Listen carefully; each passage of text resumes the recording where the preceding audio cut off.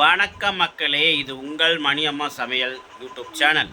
மக்களே, இன்றைக்கி மணியம்மா சமையல் சேனலில் என்ன பார்க்க போகிறோன்னா, நம்ம இன்றைக்கி நைட்டு டிஃபன் என்ன செய்யலான்னு யோசனையாக இருந்தோம்.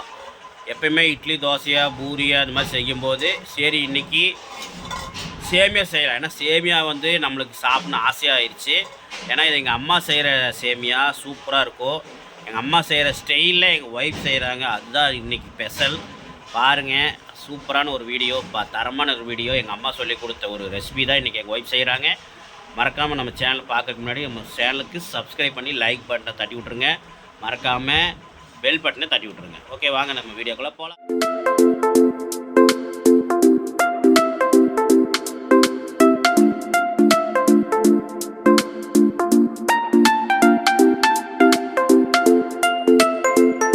ஃப்ரெண்ட்ஸ், பார்த்தீங்கன்னா இன்றைக்கி நம்ம அணில் சேமியா தான் வாங்கி செய்யலான்னு பார்த்தா அணில் சேமியா இல்லை. அதனால் ஆரோக்கியபுரான்னு ஒரு சேமியா பாக்கெட்டு, இது நல்லாயிருக்கும். இந்த 2 சேமியா பாக்கெட் நல்லாயிருக்கும். எங்களுக்கு பிடிச்சது, உங்களுக்கு எப்படி இருக்கோ பார்த்து செஞ்சு சாப்பிடுங்க. நம்மளுக்கு பார்த்தீங்கன்னா அணில் சேமியா இல்லைன்னா ஆரோக்கியபுரா, இந்த 2 சேமியா எனக்கு ரொம்ப பிடிக்கும். நல்லா குழையாமல் நல்லா வரும். அதான் நாங்கள் செய்கிறோம். விளம்பரம் கிடையாது, ப்ரொமோஷன் கிடையாது. இது நாங்கள் வீட்டில் செய்கிறத சொல்கிறேன் உங்களுக்கு. ஓகே, வாங்க நம்ம சேமியா செய்ய ஆரம்பிக்கலாம். ஃப்ரெண்ட்ஸ், பார்த்தீங்கன்னா ஒரு வடசட்டி வச்சுக்கலாம். வடசட்டி வச்சு முதல்ல எண்ணெய் ஊற்றுறாங்க. பாருங்கள், யார் செய்கிறாங்கன்னா எங்கள் ஒய்ஃப் தான் செய்கிறாங்க. ஃப்ரெண்ட்ஸ், பார்த்தீங்கன்னா 100 ml எண்ணெய் விட்டுக்கிறாங்க. ஏன்னா எண்ணெய் கொஞ்சம் நல்லா விட்டால் தான் நல்லாயிருக்கும், சேமியாவுக்கு நல்லாயிருக்கும். 100 ml எண்ணெய் விட்டுக்குங்க. ஃப்ரெண்ட்ஸ், இப்போ இது நல்லா காயணும். எண்ணெய் காய்ஞ்சதுக்கப்புறம் நம்ம கடுகு போட்டுக்கலாம். ஃப்ரெண்ட்ஸ், இப்போ கடுகு போட்டுக்கலாம். என்றைக்குமே பாருங்கள் ஃப்ரெண்ட்ஸ், நம்ம சேமியா செய்கிறதுக்கு கடுகு நல்லா பொரியணும். பொரிஞ்சதுக்கப்புறம் தான் நம்ம மற்றதெல்லாம் போடணும். ஏன்னா கடுகு பொரியாமல் போட்டிங்கன்னா நல்லா இருக்காது. பார்த்துங்க, சில பேர் கடுகு பொரியாமல் செய்வீங்க, சில பேர் கொலை செஞ்சுருவீங்க. பேச்சுலருங்களாம் ஈஸியாக இந்த மாதிரி செஞ்சு சாப்பிடுங்க. சூப்பராக செய்யலாம், டேஸ்ட்டாக இருக்கும். கடுகு, பச்சை மிளகா, கடலப்பருப்புலாம் போட்டிங்கன்னா அருமையாக டேஸ்ட்டாக இருக்கும். பாருங்கள், இப்போ கடுகு பொரிஞ்சதுக்கப்புறம் நம்ம கடலப்பருப்பு, உளுத்தம்பருப்பு போட்டுக்கலாம். டேஸ்ட்டாக இருக்கும். பார்த்தீங்களா எப்படி அழகாக பொரியுது பாருங்கள். இந்த மாதிரி நல்லா பொரிஞ்சிடணும். அதுக்கப்புறம் தான் நம்ம அந்த கடலப்பருப்பு, உளுந்தப்பருப்பு இந்த மாதிரி கலந்து இப்போ கடையிலே கடை கொடுப்பாங்க, வாங்கி வச்சுங்க. தாளிப்புலாம் போட்டிங்கன்னா அருமையாக இருக்கும். கடுகுலாம் பொரிஞ்சிருச்சு. இப்போ நம்ம கடலப்பருப்பு, உளுந்தப்பருப்பு போட்டுக்கலாம். ஒரு ஸ்பூன் அளவு போட்டுங்க போதும். ஒரு பேக்கெட்டுக்கு அரை ஸ்பூன் போட்டுங்க. நம்ம 2 பேக்கெட் செய்கிறதுனால 1 ஸ்பூன் அளவு போட்டிருக்கிறேன். பார்த்தீங்கன்னா கடுகு தாளிச்சதுக்கப்புறம் கடலப்பருப்பு போட்டாச்சு. இப்போ கடலப்பருப்பு ரொம்ப வேகக்கூடாது, ஓரளவு மீடியமாக பாருங்கள். இந்த அளவு ஓரளவு வேகணும். ரொம்ப வெந்துச்சுன்னா கருன்னு பார்த்தீங்கன்னா ரொம்ப கடலப்பருப்பு தீஞ்சிடக்கூடாது. தீஞ்சுன்னு நல்லா கசுப்படிக்க ஆரம்பிச்சிடும். மீடியமாக போட்டு தாளிச்சிக்கங்க. இப்போ நம்ம 4 பெரிய வெங்காயம் போட்டுக்கலாம். இந்த மாதிரி நீளமாக போட்டுங்க, அப்போ டேஸ்ட்டாக இருக்கும். கூட நம்ம கருவேப்பிலை ஒரு கொத்தோ 2 கொத்தோ போட்டுக்குங்க. பாருங்கள், கருவேப்பிலையை அப்புறம் இந்த வெங்காயம் 4 பெரிய வெங்காயத்தை போட்டுக்கிறாங்க. பாருங்கள், பச்சை மிளகா 3 பச்சை மிளகா 4 கீரி வெட்டி இருக்கிறேன். 3 பச்சை மிளகா. ஆமாம் ஃப்ரெண்ட்ஸ், 3 பச்சை மிளகா 4 கீரி வச்சுருக்குறாங்க. பாருங்கள், இந்த மாதிரி கூட நீங்கள் வரமிளகா வேணுனாலும் சேர்த்துக்கலாம். வரமிளகா வேணுன்னா ஆப்ஷன் தான். நீங்கள் வரமிளகா வேணுன்னா அது கூட 2 போட்டு சேர்த்தாலும் காரம் நிறையா இருக்கும், நல்லா இருக்கும் டேஸ்ட்டாக. ஆனால் பச்சை மிளகா போட்டால் டேஸ்ட்டாக இருக்கும் சேமியாவுக்கு. இல்லைன்னா பச்சை மிளகா இல்லாதவங்க வரமிளகா கூட போட்டுக்குங்க, ஆப்ஷன் தான். கூட கொஞ்சம் உப்பு போட்டுக்கலாம். ஏன்னா வெங்காயம் வணங்குறதுக்காக கொஞ்சம் உப்பு போட்டு வணங்கிக்குங்க. இப்போ இது நல்லா வணங்கணும். ஓகே, பார்த்தீங்கன்னா அந்த கடலப்பருப்பு, கடுகு, வெங்காயம், பச்சை மிளகா போட்டு வணக்கும் போது உங்களுக்கு அந்த ஒரு வாசம் வரும். சூப்பராக இருக்கும் ஃப்ரெண்ட்ஸ். அந்த வணக்கிற வாசம் வரும் பாருங்கள், அல்டிமேட்டாக இருக்கும். அது நீங்கள் செய்யும் போதே உங்களுக்கு ஃபீல் பண்ணுவீங்க. அப்போ நம்ம இதில் சேமியா போட்டு செஞ்சு சாப்பிட்டு பாருங்கள், இன்னும் அல்டிமேட்டாக இருக்கும். பக்காவாக இருக்கும் ஃப்ரெண்ட்ஸ். இதிலே நீங்கள் கேரட்டு, பீன்ஸ்லாம் போட்டு செஞ்சிங்கன்னா இது கூடயே உங்களுக்கு அது கிச்சடி மாதிரி பண்ணிக்கலாம். அவ்வளோதான். போடாமல் செஞ்சிங்கன்னா உங்களுக்கு இது சேமியா, அவ்வளோதான். மாற்றி மாற்றி செஞ்சுக்கோங்க, அவ்வளோதான். இது கூட இதே மாதிரி செஞ்சுக்கிட்டிங்கன்னா உப்புமாவுக்கு அப்படி தான். நீங்கள் ரவை உப்புமா சரி, கேசரியாக இருந்தாலும் சரி. ஃப்ரெண்ட்ஸ் பார்த்தீங்கன்னா இப்போ கருவேப்பிலை இன்னும் கொஞ்சம் போட்டிருக்காங்க பத்தலைன்னு. ஒரு 2 கொத்தளவு போடுங்க கருவேப்பிலை, அப்போ தான் நல்லாயிருக்கும். கருவேப்பிலை இந்த அளவு போடுறா இருந்தாலும் நல்லாயிருக்கும். பார்த்தீங்கன்னா ரவை உப்புமாவாக இருந்தாலும் சரி, கோதுமை உப்புமாவாக இருந்தாலும் சரி, நீங்கள் இதே ஆப்ஷன் தான். இந்த மாதிரி நீங்கள் போட்டு வணக்கிட்டு இதே மாதிரி தண்ணி ஊற்றி நாங்கள் போடுற அளவு தண்ணி ஊற்றி நீங்கள் ரவையை போட்டு கிண்டிகிட்டே இருந்தால் உங்களுக்கு ரவை உப்புமா ஆயிரும், கோதுமை உப்புமா ஆயிரும். ஓகே, நல்லா வணக்குங்க ஃப்ரெண்ட்ஸ். வெங்காயம் நல்லா வறுக்கணும். வெங்காயம்லாம் தாளிக்காமே போட்டுறாதீங்க, நல்லா இருக்காது. சில பேர் வெங்காயம் தாளிக்காமே போட்டுறாங்க. கடுகு பொரிஞ்சிடணும், அதான் டேஸ்ட்டு கிடைக்கும். ஒரு சிலர் செய்வாங்க, ஆனால் உப்பு தக்காளி எதுவுமே இல்லாமல் சப்புன்னு செய்வாங்க, காரம் எல்லாம் கம்மியாக போட்டு. நமக்கு இந்த சப்புன்னு செய்கிறதெல்லாம் பிடிக்காது. நல்லா நீட்டாக செஞ்சாக்கா நச்சுன்னு செய்யணும். எல்லாருக்கும் நல்லா டேஸ்ட்டாக இருக்குதுன்னு இன்னும் சாப்பிடாதவங்க கூட ஒரு வாய் சேர்த்து சாப்பிடணும், அந்த மாதிரி செய்யணும். பாருங்கள், அந்த கடலைப்பருப்பு காட்டுவாங்க பாருங்க, எவ்வளோ அழகாக வெந்திருக்கு பாருங்கள். இந்த அளவு வேகணும், ரொம்ப கருக்கிடக்கூடாது. ஓரளவு பாதி தான் வேகணும் கடலைப்பருப்பு, அதான் டேஸ்ட் கிடைக்கும். வெங்காயம் கொஞ்சம் வதங்கணும். வெங்காயம் இன்னும் கொஞ்சம் வணங்கணும். கடலைப்பருப்பு வந்து பார்த்திங்கன்னா ரொம்ப வேகாமல் இருக்கக்கூடாது, ஓரளவு வெந்திருக்கணும். வேகாமையும் செஞ்சிடக்கூடாது. பார்த்துங்க, உளுந்த பருப்பு போட்டிருக்குது அது கூட, அதனால் இன்னும் டேஸ்ட்டாக இருக்கும்.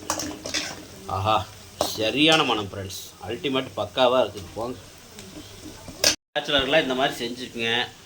நீங்கள் ஒரு வேலைக்கு போகும்போது அர்ஜெண்ட்டாக போகிறீங்கன்னா இந்த மாதிரி செஞ்சுக்கலாம். இப்படிங்கிறதுக்குள்ளே ஒரு 10 நிமிஷத்துக்குள்ளே உங்களுக்கு ரெடி ஆகிடும். குழந்தைங்களுக்கு காலையில் ஸ்கூலுக்கு அனுப்பிச்சி விடும்போது இந்த மாதிரி செஞ்சு கொடுத்து விடலாம், ஈஸியாக இருக்கும். ஓகே, இல்லை குழந்தைங்களுக்கு காய்கறிலாம் போட்டு இதே மாதிரி கூட காய்கறி போட்டு வணக்கிட்டு நாங்கள் தண்ணி கரெக்டாக அளவு தண்ணி ஊற்றி தம் போட்டிங்கன்னா முடிஞ்சது. ஓகே, இப்போ வாங்க நம்ம தக்காளி போட்டுடலாம். நல்லா சின்ன சின்னதாக வெட்டி போட்டுக்கலாம் ஃப்ரெண்ட்ஸ். 3 தக்காளி வந்து மேக்ஸிமம் ஒரு தக்காளி போட்டால் போதும். வேணுங்கிறவங்க டேஸ்ட்டுக்காக ஒரு 3 தக்காளி போட்டுக்குங்க. பாருங்கள் ஃப்ரெண்ட்ஸ், நல்லா வணக்கிக்கு.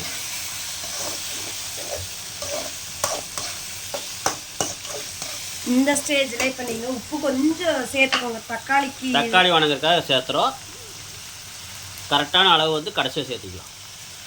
உப்பு போட்டுக்கோங்க உங்களுக்கு தேவையான அளவு, போட்டுட்டு அப்புறமா பத்தலைனா வேணால் போட்டுக்குங்க, உங்களுக்கு தேவையான அளவு போட்டுக்குங்க. பத்தலைனா போட்டுக்குங்க. இது நல்லா வணங்கிட்ட தக்காளி வணங்கினதுக்கப்புறம் நம்ம பார்க்கலாம். ஓகே ஃப்ரெண்ட்ஸ், பாருங்கள், நம்ம எண்ணெய் 100 கிராம் ஊற்றணும்லங்க. இங்கே பாருங்கள், எண்ணெய் ஊற்றினா தான் நல்லாயிருக்கும். அப்போ தான் தக்காளியை வணங்கி எண்ணெயோடு கொஞ்சம் சாப்பிட்டா டேஸ்ட்டாக இருக்கும். எண்ணெய் கம்மியாக ஊற்றினா வரன்னு ஆயிடும். பாருங்கள், 100ங்கிறது எண்ணெய் வந்துட்டு தேவையான அளவு, உங்களுக்கு தேவையான அளவு கூட ஊற்றிக்க. உங்களுக்கு தேவையான அளவு ஊற்றிக்க. நாங்கள் 100 அளவு ஊற்றிருக்கிறோம், 100 ml அளவு. ஏன்னா இதுக்கெல்லாம் எண்ணெய் இருந்தால் தான் கொஞ்சம் நல்லா இருக்கும். சில பேர் எண்ணெய் கம்மியாக சாப்பிடுவாங்க, இன்னும் கொஞ்சம் சேர்த்து கூட சாப்பிடுவாங்க. இன்னும் வேணுன்னா ஒரு 50 கிராம் சேர்த்திக்கிங்க. 150 கிராம் கூட ஊற்றிக்கிங்க. 150 ml அளவு ஊற்றிக்கிங்க. இது தக்காளி இல்லாமல் செஞ்சால் சேமியாவே ஆகட்டும், உப்புமாவே ஆகட்டும் நல்லா இருக்காது. ஃப்ரெண்ட்ஸ். ஏன்னா தக்காளி ஒன்றாவது போடுங்க, தக்காளி இல்லாமல் நல்லா இருக்காது. டேஸ்ட்டுக்கு தான் தக்காளி. இப்போ பாருங்கள், இதில் வந்து நம்ம தண்ணி ஊற்றி கரெக்டாக தண்ணி கொதித்து வரும்போது நம்ம சேமியா போடணும். அது லேட் ஆகும். அப்படி இருக்கிறதுனால லேட் ஆச்சுன்னா நீங்கள் இந்த மாதிரி பாருங்கள், பத்தாள் ஒரு குண்டால் சுடு தண்ணி வச்சு கொதிக்க வச்சு ஊற்றிக்கணும். அளவாக தண்ணி அது தகுந்த மாதிரி அளவுக்கு ஊற்றிக்கணும். உங்களுக்கு அந்த சேமியாக வாங்குறீங்களேங்க, அதுக்கு பின்னாடியே உங்களுக்கு போட்டிருக்கோம் எவ்வளோ டம்ளர் தண்ணின்னு. ஒரு பேக்கெட்டுக்கு எவ்வளோ டம்ளர் தண்ணின்னு அதிலே போட்டிருக்கோம். நீங்கள் அந்த அளவு நீங்கள் தண்ணி வச்சு இந்த மாதிரி கொதிக்க வச்சுருங்க. 1 லிட்டர் தண்ணி. இப்போ ஒரு சேமியாவுக்கு வந்து 1 லிட்டர் அளவு தண்ணி ஊற்ற சொல்கிறாங்க. இந்த மாதிரி ஊற்றி கொதிக்க வச்சிட்டிங்கன்னா டக்குன்னு எடுத்து ஊற்றி டக்குன்னு ஓலை காஞ்சிரும். நம்ம டக்குன்னு சேமியா போட்டு டக்குன்னு பண்ணிடலாம். ஓகே, தக்காளியை வதங்கிடுச்சு, சிம்மில் வச்சுட்டு தண்ணி நம்ம ஊற்றிக்கலாம். இப்போ தண்ணி ஊற்றிக்கலாம். தக்காளி வதங்கிடுச்சு ஃப்ரெண்ட்ஸ். பார்த்தீங்கன்னா ஒரு பேக்கெட்டுக்கு நான் 3 டம்ளர் தண்ணி ஊற்றிருக்கிறோம். 1 லிட்ரு நம்ம வந்து பார்த்தீங்கன்னா அதில் 1 லிட்டருன்னு போட்டிருக்குது சேமியா பேக்கெட்டில். ஆனால் நீங்கள் கரெக்டாக பண்ணிக்கிங்க, ஏன்னா அளவு கரெக்டாக இருக்கணும். நம்ம ஒரு 6 டம்ளர் அளவு தண்ணி ஊற்றிடுவோம் 2 பேக்கெட்டுக்கு. ஏன்னா ஒரு பேக்கெட்டு 3 டம்ளர் தண்ணி அளவு ஊற்றிக்கணும். நீங்கள் எப்படி ஊற்றுறீங்களோ அதை பார்த்து ஊற்றிக்கிங்க. நாங்கள் 3 டம்ளர் தண்ணி ஒரு பேக்கெட்டுக்கு ஊற்றிருக்கிறோம். ஓகே, அப்போ 2 பேக்கெட்டுக்கு 6 டம்ளர் தண்ணி ஊற்றிருக்கிறோம். உப்பு கொஞ்சம் பத்தலை, நான் உப்பு ஆமாம், தேவையான உப்பு போட்டுக்குங்க. இப்போ வந்து பார்த்தீங்கன்னா 6 டம்ளர் தண்ணி ஊற்றணும். எக்ஸ்ட்ரா ஒரு 1/2 டம்ளர் தண்ணி ஊற்றிருக்கிறோம். ஏன்னா கொதிச்சு தண்ணியில் வந்து உங்களுக்கு வத்திரும், அப்போ கொஞ்சம் கம்மியாயிரும். அதனால் இன்னும் ஒரு 1/2 டம்ளர் தண்ணி சேர்த்து ஊற்றியாச்சு.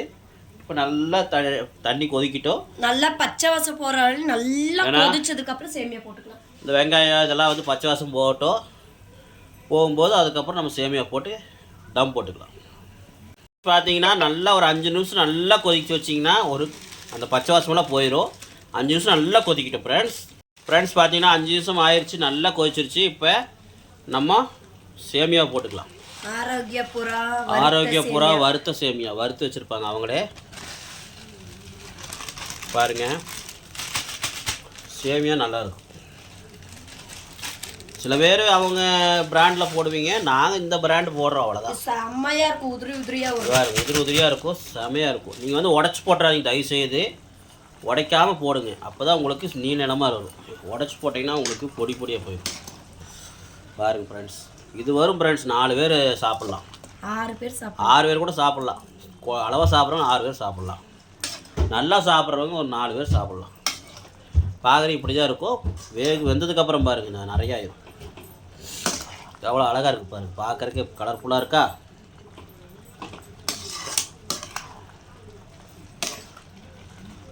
என்னடா சேமியா கூட போய் செய்ய தெரியாமல் போடுறேன்னு நினைப்பீங்க. செய்ய தெரியாதவங்களாம் இருக்க மாட்டாங்க. சேமியா செய்ய தெரிஞ்சவங்க நிறைய பேர் இருப்பாங்க. ஆனால் செய்ய தெரியாதவங்க இருப்பாங்கள்ல சில பேர், அவங்களுக்காக தான் இந்த வீடியோ. அதுவும் இல்லாமல் பேச்சலரில் இதை செய்ய தெரியாது, அவங்களுக்குலாம் இந்த ஒரு வீடியோ. இது வந்து எங்கள் அம்மா ஸ்டைல். இது எங்கள் அம்மா சொல்லி கொடுத்து எங்கள் ஒய்ஃபுக்கு செஞ்சிட்ருக்குறாங்க. அதனால் இது சூப்பராக இருக்கும். இந்த மாதிரி செஞ்சு பாருங்கள். ஒரு கல்யாண விசேஷம்லாம் இந்த மாதிரி செஞ்சிங்கன்னா அப்புறம் நீங்கள் தான் அல்டிமேட்டாக உங்களை தான் பேச சொல்லுவாங்க. அதிகமாக நீங்கள் தான் சூப்பராக செய்கிறீங்கன்னு சொல்லி உங்களை பாராட்டுவாங்க. அவ்வளோ அல்டிமேட்டாக இருக்குது ஃப்ரெண்ட்ஸ். பார்க்குறக்கே கலர்ஃபுல்லாக இருக்குது. பாருங்கள், இது தம்மு போட்டிங்கன்னா எப்படி இருக்குன்னு பாருங்கள். ஓகே, நல்லா கிளறி விடும்போது இங்கே பாருங்க, நல்லா மட்டமாயிரும். தண்ணியில் உறிஞ்சி இப்படி போட்டு மட்டம் பார்த்தீங்கன்னா, தண்ணி உறிஞ்சதுக்கப்புறம் பார்த்தீங்கன்னா மட்டம் பண்ணி விட்டு ஒரு மூடி போட்டு மூடி வச்சுருங்க. இந்த மாதிரி ஒரு மூடி வச்சிட்டிங்கன்னா அடுப்பு வந்துட்டு மீடியம். ஆமாம், அடுப்பு வந்து மீடியம் வச்சுக்கணும். வாங்க பாருங்கள், 5 நிமிஷம் ஆயிடுச்சு. ஸ்லோவாக வச்சோமா, இப்போ பாருங்கள் எப்படி ஆயிருக்குன்னு பார்க்கலாம். இங்கே பாருங்க ஃப்ரெண்ட்ஸ், ஆஹா அல்டிமேட் சூப்பர் ஃப்ரெண்ட்ஸ். அவ்வளோதான். இப்போ வந்து நம்ம என்ன பண்ணுறோம், நல்லா ஒரு பரட்டுறோம். அப்புறம் அப்படியே எடுத்து பரிமாறுறோம். மேலே கொத்தமல்லி வேணால் தூவி விட்டுக்குங்க, சூப்பராக இருக்கும். அவ்வளோதான் ஃப்ரெண்ட்ஸ். இப்போ ஸ்டவ் ஆஃப் பண்ணி விட்ருங்க. கரிகிறோம், அதனால் அப்பப்போ கொஞ்சம் கிளறி விட்டுக்குங்க. ஓகே, அவ்வளோதான் பாருங்க. அவ்வளோதான், இறக்கியாச்சு. இப்போ இதை வந்து நம்ம பரிமாறி சாப்பிட்லாம் வாங்க. எனக்கு பார்த்தீங்கன்னா சேமியாலாம் ரொம்ப பிடிக்கும் என் பையனுக்கு. இங்கே பாருங்கள், அவன் பாருங்கள் நேரம் வரைக்கும் 10 மணி 10:30 இருக்கும் மணி. இப்போ பாப்பா தூங்கிட்டா எங்கள் பையன் மட்டும் முடிச்சுட்ருக்குறான். ஏன்னா சேமியா சாப்பிட்டு தான் படுப்புன்ட்டு முடிச்சுட்ருக்குறான். எங்கள் ஒய்ஃப் செய்கிறது அவ்வளோ ரொம்ப பிடிக்கும். எங்கள் ஒய்ஃப் தான் பரிமாறிட்டு இருக்கிறாங்க. ஓகே ஃப்ரெண்ட்ஸ், பாருங்கள் சாப்பிட்ணும் போல இருக்குது ஃப்ரெண்ட்ஸ். டெம்டிங்காக இருக்குது. வாங்க சாப்பிட்லாம். ஆஹா, ஓகேவா, சாப்பிட்லாமா? வாங்க ஃப்ரெண்ட்ஸ் சாப்பிட்லாம். ஃப்ரெண்ட்ஸ் வாங்க சாப்பிட்லாம். சாப்பிட்டு பார்த்துட்டு எப்படின்னு சொல்கிறேன். யாரும் ஃப்ரெண்ட்ஸ், ஆஹா பச்சை மிளகா கூட சாப்பிட்லாம், சேர்த்தி டேஸ்ட்டாக இருக்கும். அவங்க சாப்பிட்லாமா? சுடுது ஃப்ரெண்ட்ஸ். சேமியா பொறுத்த வரைக்கும் கொஞ்சம் சூடாக இருக்கும், ஏன்னா அவ்வளோ சீக்கிரம் ஆறாது. சூடாக சாப்பிட்டா டேஸ்ட் கிடைக்கும். சாப்பிட்லாமா? வாங்க ஃப்ரெண்ட்ஸ் சாப்பிட்லாம். பர்ஃபெக்ட், அருமை அருமைங்க. அம்மாவுக்கு ரொம்ப பிடிக்கும் எங்கள் ஒய்ஃப் செய்கிறது. ஏன்னா எங்கள் அம்மா சொல்லி கொடுத்து தான் இது டிஷ்ஷு. ஆனால் எங்கள் ஒய்ஃப் சூப்பராக செஞ்சுருக்காங்க. சமைக்கவே தெரியாது எனக்கு, சமைச்சு நல்லா பழகிட்டாங்க ஒய்ஃபு. அம்மா கையால் செய்கிறது ஃப்ரெண்ட்ஸ். தைரியமாக நீங்கள் சாப்பிட்லாம். அம்மா ஸ்டைலில் செய்கிறோம் பாருங்க. இது வந்து பார்த்தீங்கன்னா சாப்பிடாத சேமியா கூட சாப்பிடாதவங்கள சூப்பராக சாப்பிடுவோம். அது மாதிரி செஞ்சு கொடுத்தா நீங்களும் செஞ்சு சாப்பிடுங்க.